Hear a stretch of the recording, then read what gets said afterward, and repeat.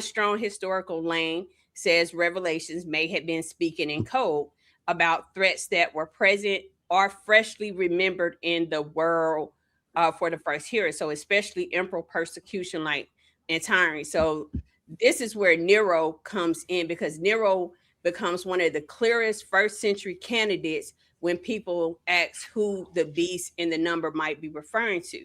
Mhm. So, and 64 CE, a massive fire had came about in Rome, right?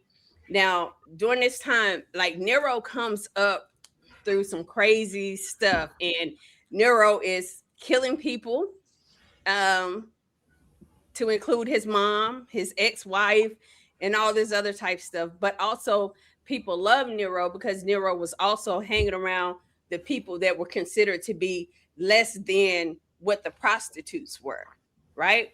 But he was also our emperor, and a big fire breaks out. And once this fire breaks out, he needed someone to accuse because they was accusing Nero of starting this fire. Nero said, I know who to put this on. I'm gonna put it on this newly Jewish sect, the Christians. So once he does that, then he begins to murder all these Christians or whatever, or um, start asking, for their death or whatever. He does this whole thing of executing Christians. Long story short, eventually he dies, but it was also a rumor going that he was going to return. He was going to later return.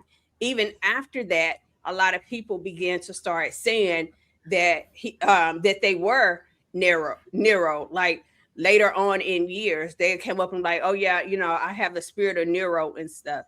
So during this time that Revelations was written, it was an actual thing that was going on in reference to this Nero guy.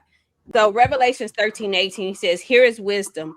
Let him who has understanding and insight calculate the number of the beast, for it is the number of man, and his number is 666.